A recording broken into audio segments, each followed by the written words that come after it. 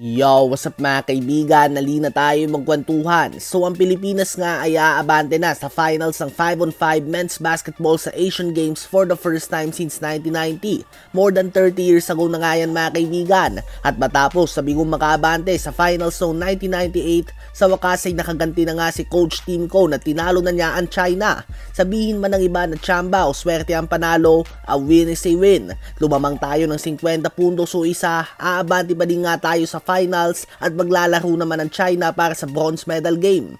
Sa tournament na ito ay may kita mo nga talaga na malaki ang pinagkaiba ng sistema ni Coach Tim Cone. Sabihin na natin na mas mataas ang competition ng World Cup, ngunit hindi nga nalalayo ang level ng South Sudan, Angola, China at Jordan. At kitang-kita nga natin ang ikot ng bola.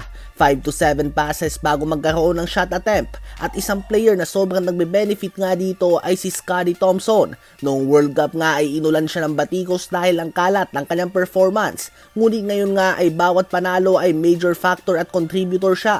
So ang tanong ay pangit nga bang laro ni Scottie Thompson dahil sa hindi siya pang international o mali lang ang pagkakagamit sa kanya? Dahil si CJ Persin nga ay solid din ang performance niya bawat game ngayon.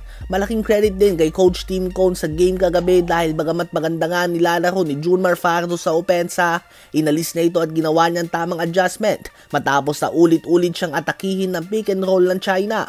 Bukod sa mainit na opensa ni Justin Brownlee, sa palagay ko nga ang in-game adjustment na ito ay naging malaking factor sa panalo ng Gilas Pilipinas. Ganun pa man ay full support pa din naman ang former Gilas coach Chat Reyes. Nag-post nga siya nito sa kanyang Instagram account na nagpapakita siya ng kanyang tuwa at kinongratulate niya din si Coach Tim Cone at Justin Brownlee. Ano ba masasabi niyo tungkol dito?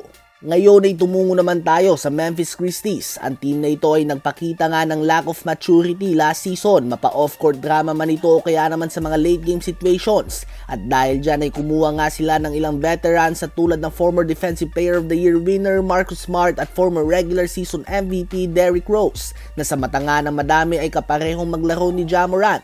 Well, alam naman nating lahat na madami nang hihinayang sa galing ni Derrick Rose. Sinasabi nga ng madami na sobrang galing ng prime Derrick Rose. Ang tanong ay prime na nga ba yun ni D-Rose mga kaibigan? Naabot niya nga ba ang kanyang prime? Dahil ang Derrick Rose na nanalo noon ng regular season MVP ay 21 years old pa lamang. Nang tamaan siya ng kanyang unang ACL injury ay 22 years old pa lamang siya. Imagine kung hindi siya na-injured. Ang dami na pangangasahan ng oras na mas gumaling pa, ma-improve ang kanyang jump shot, playmaking ability at iba pa. Example, ang 22-year-old na player ngayon ay si LaMelo Ball. Si Derrick Rose nga ay basically nag-peak na sa ganitong edad. At ito nga ang ayaw na mangyari ng mga fans si Ja Morant. Dahil tulad ni D-Rose, very injury prone nga ang kanyang style of play. Kaya naman masaya ang mga fans na andyan na si Rose upang gabayan si Morant. Ngunit prinangka nga ni Rose si Ja Morant mga kaibigan. Ayon sa former MVP ay sinabihan niya ito na hindi siya andito para mag-babysit sa kanya. Andito nga daw siya upang tulakin pa siya.